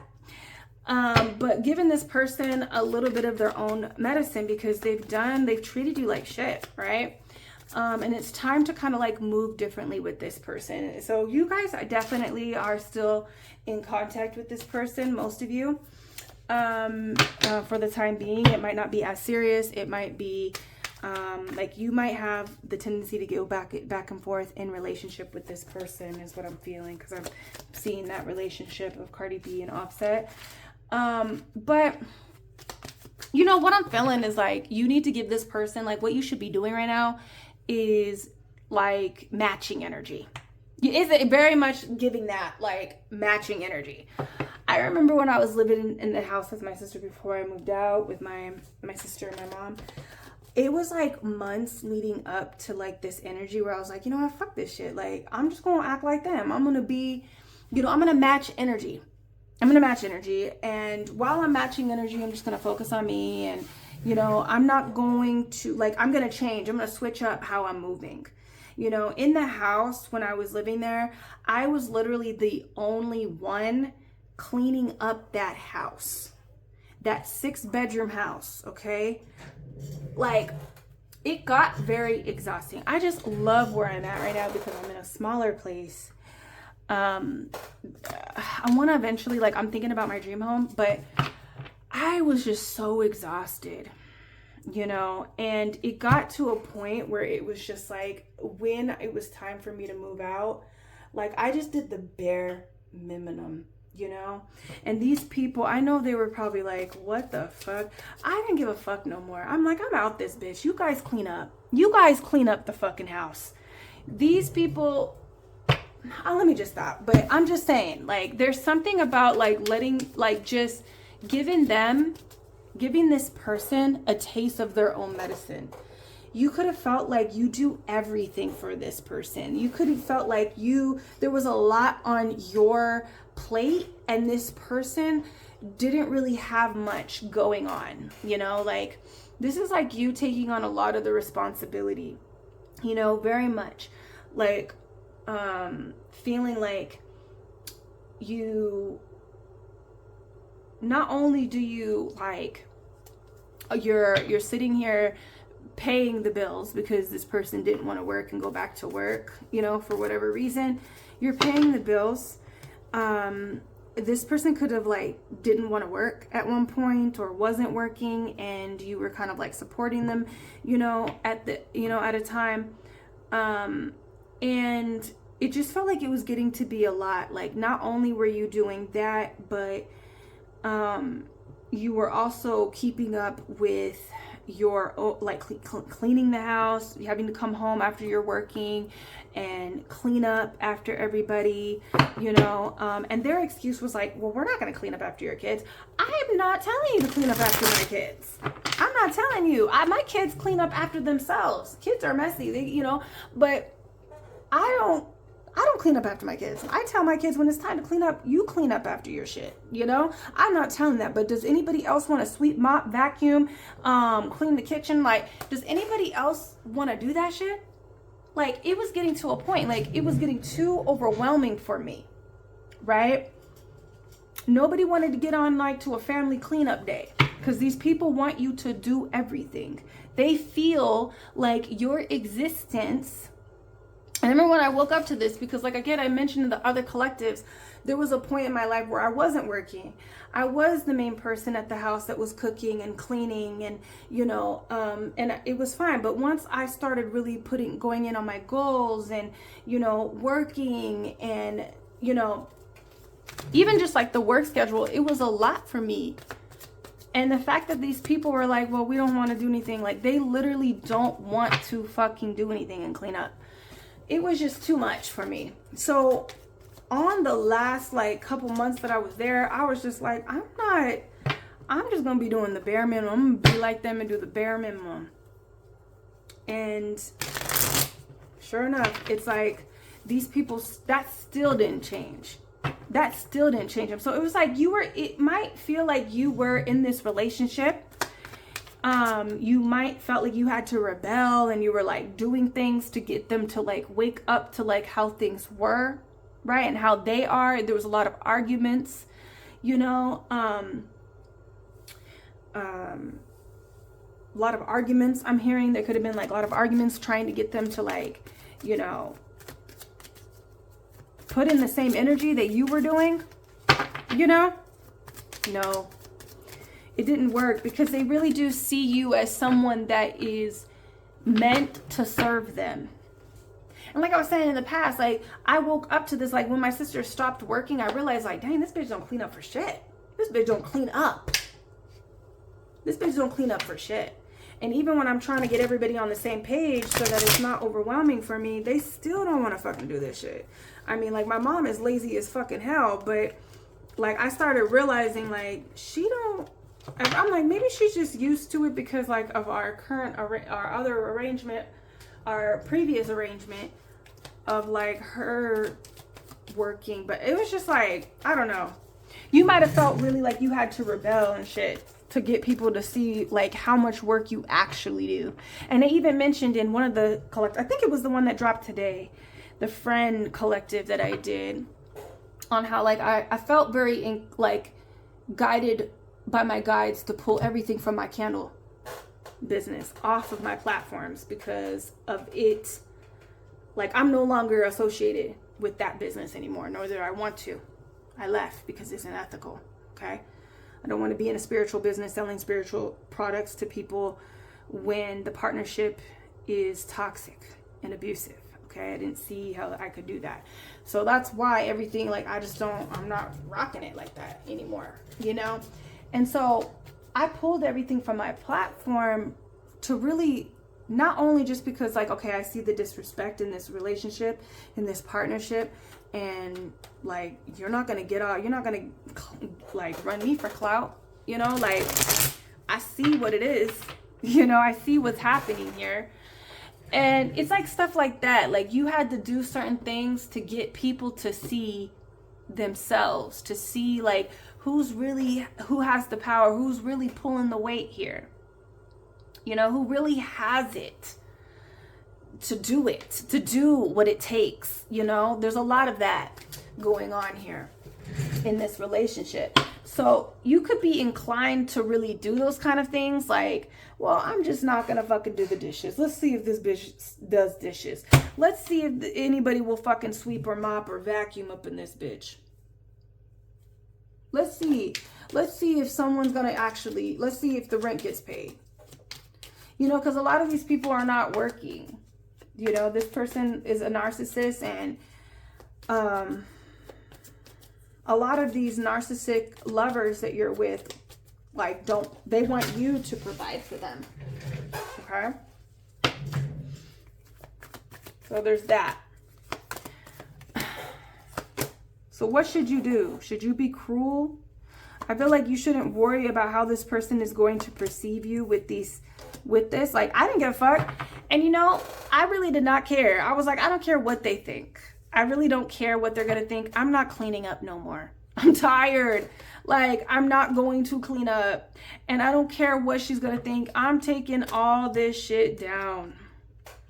You know, and I remember, like, she was trying to get me to, like, be convinced that what I was doing for the business was wrong. And I wasn't, you know, I was like, you know, damaging our business or whatever. Like, whatever fucking narrative that she was trying to tell me, it wasn't working. The gaslighting was not working.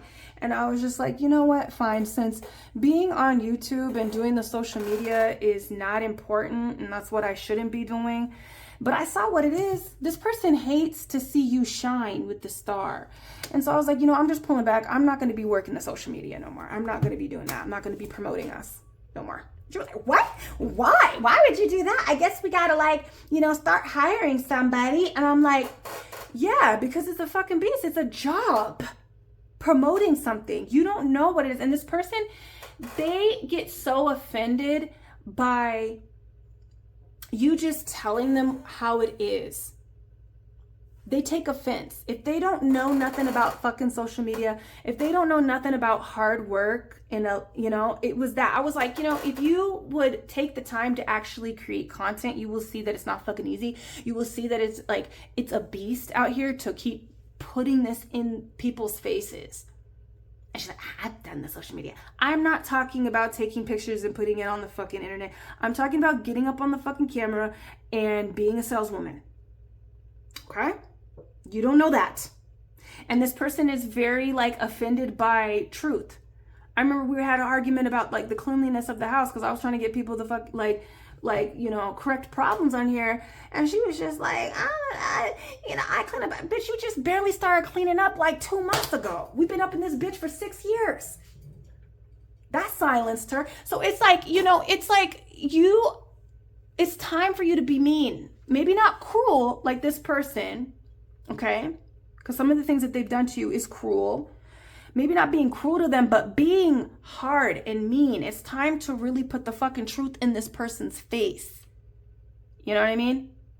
It's time to put them in the face. I remember she was like always trying to make her money problems my problems, right? Or like I caused her financial situations. I said, sis, I didn't even know that you can go and get gift cards and start buying shit. And then, you know, that's one way that you can just buy shit without having money. That's what you fucking do. I didn't know you could even do that. I'm not telling you. That was your decision. That created a problem in your life. That wasn't me. So it's like being real with this person. This person can't take reality is what I'm really fucking seeing here. I feel like this person can't take reality. Yes? Okay. I need to put this in my camera. In my computer. Okay, so I feel like you guys are kind of like in this rebellious kind of energy. Some of you guys are still living with this person, still connected to them, maybe even financially or something. And you're already on your way out. So you're just not really giving a fuck anyways. Like, you're just like, whatever, I don't give a fuck. I'm letting go. Like I don't really care. Because I've made my exit plan. I've made my, you know, my decision that, you know, I'm just not happy here. And when the time is ready to go, I'm going to freaking go. You know, yeah, 8 of Cups. You're just like, you're ready to walk away. There's this very much like this rebellious kind of energy because you're kind of seeing like who you really are and how much you really bring to the fucking table. You know, like how much you bring to the table. Like you are the person that cares a lot. You are the glue. You know what I mean? Like you are the glue. And this person has like the tendency to create these problems in their life and say, well, this is why it is. It's because of you. You made me do this. You created this issue and you are going to have to help me fix this. even though that is like far from the truth, you know? Like I remember like, cause like I'm so happy by my package right now. Like my son was telling me like there's something that came and I was expecting it to come like a lot later. Something that I bought myself. And it kind of reminds me of the energy that I was in when I was on my way out of this house. I was like, fuck it, I don't give a fuck what they think. Like, I don't know I know who I am. I know exactly who I bring to what I bring to the table. I know what I bring to this home. I know what I bring to this business, to this relationship. I know I show up and I show out. Like, there ain't nothing that anybody can say that's gonna make me think differently.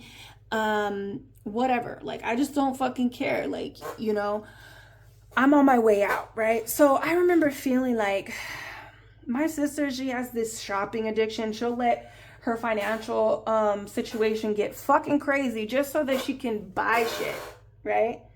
Which I don't fucking get.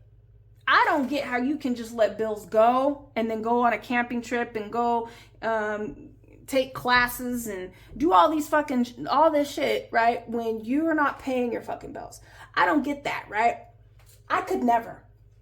But I felt like at a point in our relationship, she was kind of using me for money, using me for clout, using me for my money, trying to make me like fix these problems that she created. And honestly, I wasn't in the financial bracket to help what she got herself into.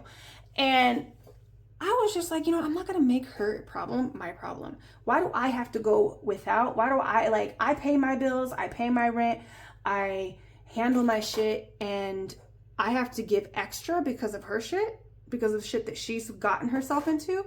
So I started buying myself stuff. I was like, you know, I'm on my way out. I don't give a fuck about this. I'm not going to make her problem my problem. I'm not. Okay? And I want to like buy myself stuff, you know? I work hard for my money and I want to go and like, you know, treat myself. She treats herself. She has a shopping addiction.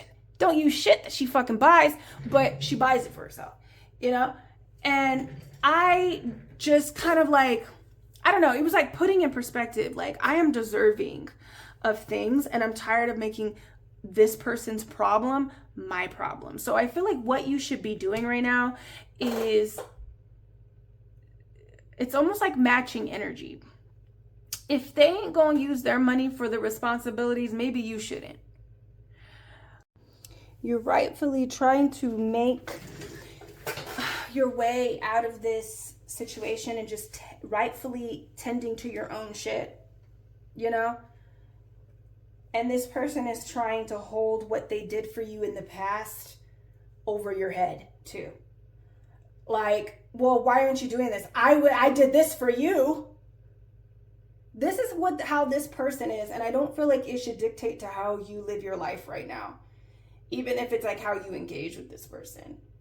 Okay, they helped you. They gave you love, or, you know, they did all these things for you in the past. What does that have to do with your problems that you created for yourself? And that if I am not able to do it, if I'm not able to help you, or nor if I don't want to help you, what does that have to do with what you did for me in the past? It's that energy too. You know? Like when I decided to pay my sister's way, I did it because of what she did for me in the past, because she was there for me financially. And when she decided that she did not want to work anymore, she didn't want to go back to work and be a nurse, I said I was making money. So I said, you know what, yeah, I'll do that for you, sister. But also I felt like when I really looked at it, I was not really able to do that. I had finally got to a point where I could take care of myself, but I wasn't at a point where I could take care of her too. And it got us both into financial issues. And so when I decided to say, you know what, we made the mistake. We both made some mistakes. You should have went back to work, and I really should have told you, hey, you need to go back to work, and I can't do it for you. As much as I wanted to do it for you because of what you did for me, I can't do it. All I could do is take care of me and mine right now, you know? And I can't make what you chose to do my problem. I gotta fix my problem that I created for myself, trying to take care of you. and this person is trying to hold over their head. I remember she used to be like, oh, what I did for you never, like, it doesn't compare for what you did to me. Like, well, bitch, fuck. What I did for you was a lot in my fucking eyes. This person tries to put over what they did, like hang it over your head constantly your whole entire life. So it's like they do these things to just look good to the world, right? And to have that control over you. They do these things to have control over you. To feel entitled to your energy, to your money, to your decisions. Like, they didn't do it out of the kindness of their heart. That's what I realized. I don't even know, honestly, what that was about. But, you know, and I feel like you should really look at the cruelty of this person, like the things that they've said to you, the things of how they treat you, the picture that they're trying to paint you as. Was it really real? The love in this relationship, was it real? Or was it just so that it could validate them in some type of way? So they can get what they want out of the relationship. You know? So I feel like what you should be doing is not worrying about them. And I feel like you should focus more on, you know, if money is a thing, if you want to say, like, you want to move out of this situation and they got to get a job now. Hey, you got to get a job because I can't pay the whole thing. I can't pay. That's how I tell myself, hey, it's getting too much. You got to get a job. And she got offended. I felt like she was upset when I told her that. But I was just being real. Like, we can't do it. It's too much on us. Especially after the miscarriages, I wasn't working, like I wasn't doing client readings. So my money kind of went down. You know what I mean?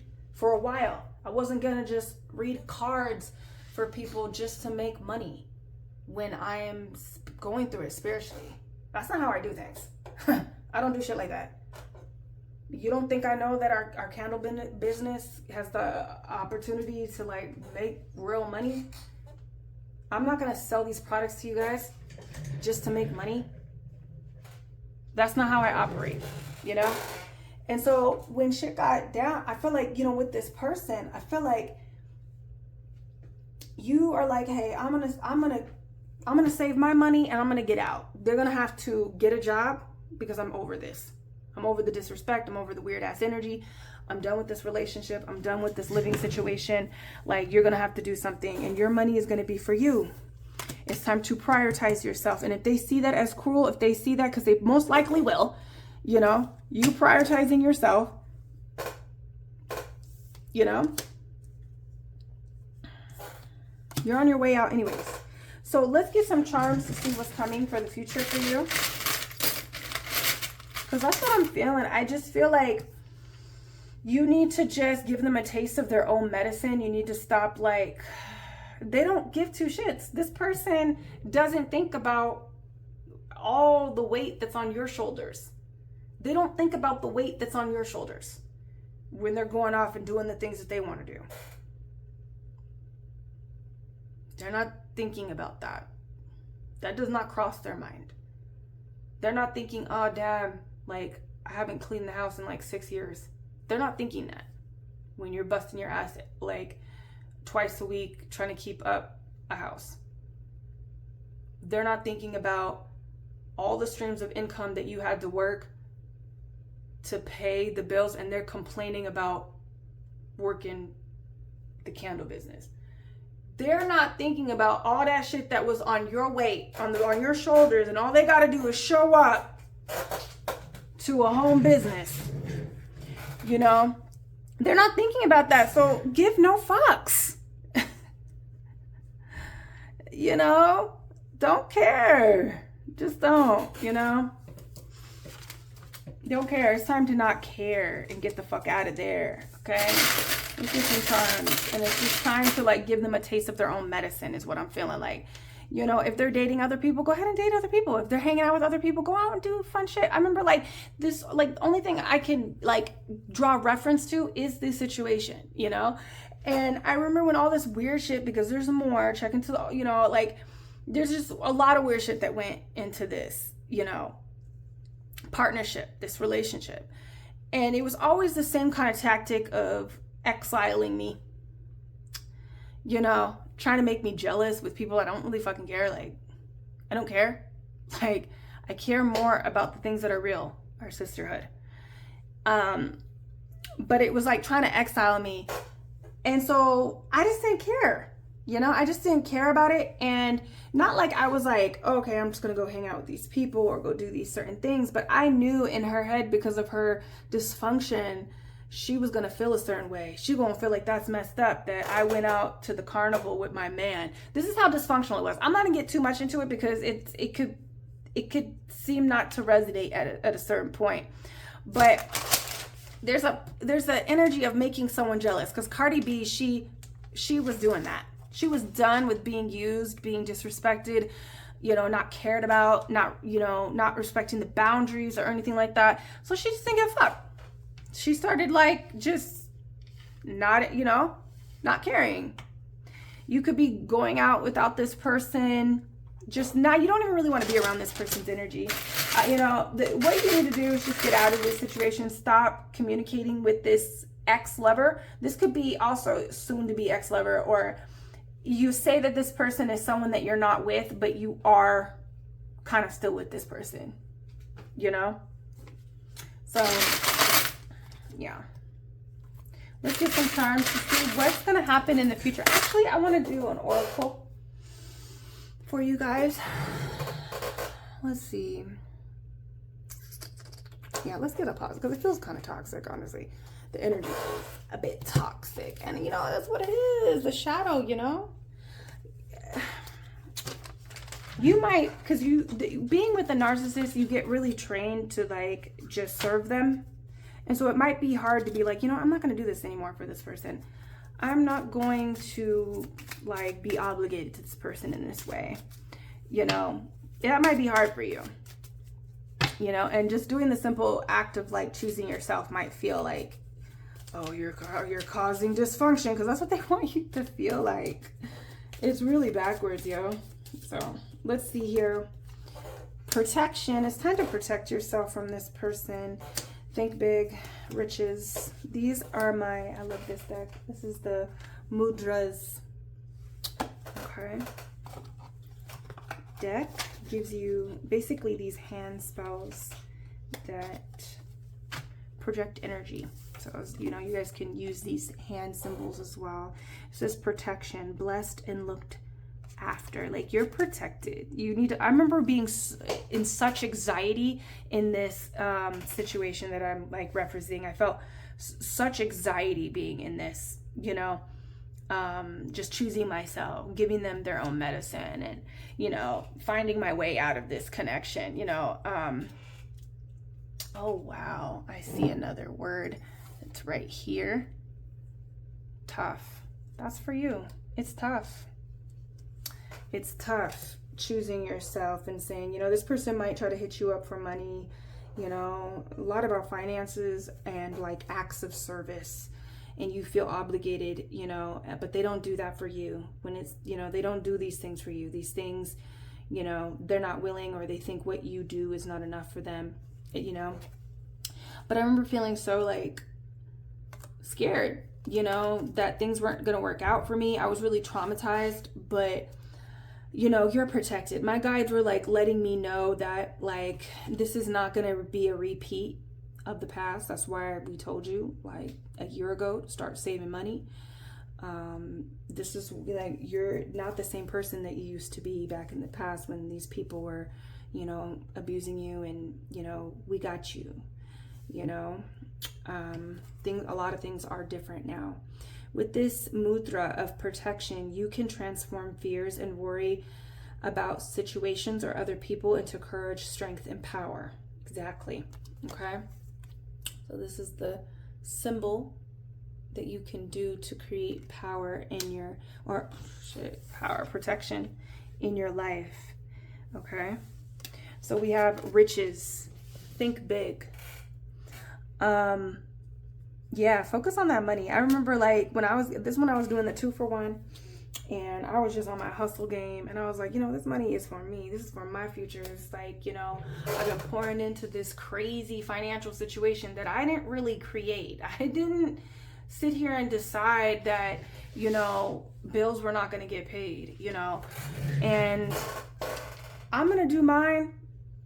I'm going to handle and pay off my half, and then I'm going to focus on me. And my money's going to go to me. You know, and so we have, because other people have to be responsible and be held accountable. It can't just be on you. You know, you got other things that you want to focus on too, but think about your riches, the abundance that you, you know, want to bring in. This person could be hindering. You don't have to make their financial issues your problem.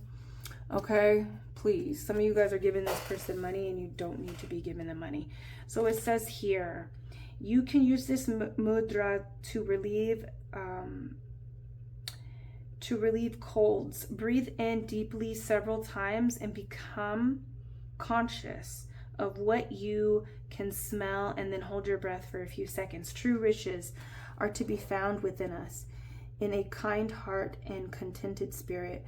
Even so, having money in plenty is reassuring, and much good can be done with it. Start saving your money. You know, we have, like, money is a big part of this. Like, start thinking about your shit, your assets, your qualities. Like, if you are a person that likes to cook and clean and keep a home and, you know, create holiday, like, put energy into like family oriented things or dates, you know, like keep that energy to yourself. This person is not deserving of it, you know. They take it for granted, honestly. So, yeah, use this to attract money into your life, okay? Big money. So it says the upper hand, keep cool. And you know what about that? I was just like, you need to look, like, if you feel worried because this person is very abusive, very manipulative, tries to control things, sabotage. I think I mentioned it in here, like, I didn't tell nobody that I was saving money and getting my way out, okay, out of that place because of sabotage. I was like really worried, you know, and traumatized from my past because I can't trust my family, you know. And there was like that protection that, girl, you got like $6,000 up in your savings account, chill. Your apartment is lined up, chill. You're good. Bills are paid. Like, you're good, you know, like you have a security net, you know. So don't, like, look to what that security net is for you, okay? Even if that's like going to live with family, even if that is, you know, friends or whatever it is, okay? The upper hand. You have the upper hand here. That's what you gotta realize. You have the upper hand. You're the star, the Queen of Pentacles here. Okay? You're the one that brings the light, brings the joy, brings the organization, brings the logic, brings the foundation here. This person was under the impression that they were, but you have the upper hand. It says a little bit of rage always works in the end. Rage, we're going to be getting into sacred rage with these rituals. A little bit of rage always looks in the end like an owned goal. A scientific research tells us that the brain is more susceptible in outbursts. Okay, rage releases adrenaline, and this makes one aggressive. These gnats are in my face. At the same time, consuming energy. So first, let off some steam by drumming your left fist several times into the palm of your hand. Okay, these are interesting. Might want to use these cards. Bring them into our ritual night. But use this, and I guess you're supposed to go like this to open up, you know, and use your sacred rage to release that adrenaline, that fear, and understand that you have the power and that you have the upper hand in this situation. Okay, so let me get some charms here to give.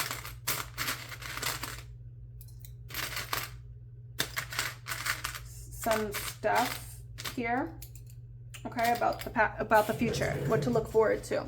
We have the little Alice pin here. We have the Alice pin. So this is letting me know that you're going to be going on an adventure, a really fun, interesting adventure moving forward. Okay. You also got I won't say this person. It says treat people with kindness. And that's the thing, like being cruel. I don't think you're going to be cruel. I think you're going to be just prioritizing your own shit, and this person is going to see it as cruel. They're going to see it as like, because really it's like you're far from it, and they're not used to this type of treatment, period, in their life from people. They're not used to it. But what I'm getting at is like, even like, I remember when I was doing these decisions, and it was tough because it was being controlled by a narcissist is hard. It's hard to like, you know, give them a taste of their own medicine, and it's not even, that medicine is not even close to how they treat you. So I always had respect, you know, with these decisions. And you can treat someone with kindness but still give them a taste of their own medicine, you know. I'm also hearing like Shira 7, where she was saying like, what does she say? That nice nasty. There's a nice nasty kind of energy that I'm feeling, where you're polite but you're kind of rude at the same time. I don't know. There's an energy here of like matching energy. But with this, I feel like, you know, in the future, I feel like this person is probably going to treat you with kindness, because it's about recognizing everything that you do, everything that you did bring to the table, everything that they did have, you know, and that's fine. That doesn't mean anything. That doesn't mean that you have to give yourself again. Just, you know, I feel like there needs to be, you know, people need to be vetted that get, you know, I feel like in the future, you're going to be really vetting people that have access to your space, like mental space, energetic space, like, you know, there's no free access here, you know. We also have win my heart. So I do feel like somebody's going to win your heart in the future. Like this could be the person that you've been really wanting to attract into your life, but it takes you kind of like switching up. Okay. It takes you switching up and choosing yourself, changing. You know, when we choose to act differently in our relationships, it changes us energetically, you know. It's part of the active healing. So if you know that you've been a people pleaser and you put this person before you, even when they have abused you, mistreated you, in and out of the relationship, can't choose who they want to be with, like, it's important that you recognize that you haven't been choosing yourself. And I feel like once you start choosing yourself, all the right people start to come into your life, you know. So I would encourage this rebellion that is kind of being brought up into you. If it's like, hey, you know what, I'm not going to be the only one doing this shit up in this bitch, you're going to do it too. I'm not going to be the only one paying the bills. I'm not going to only be the one that's sitting here having sacrifice. You can sacrifice too. And then with that kind of active healing that you do in these toxic relationships, it's showing the universe that you are going to bring in relationships that are equal, that do show up for you, that do treat you with love.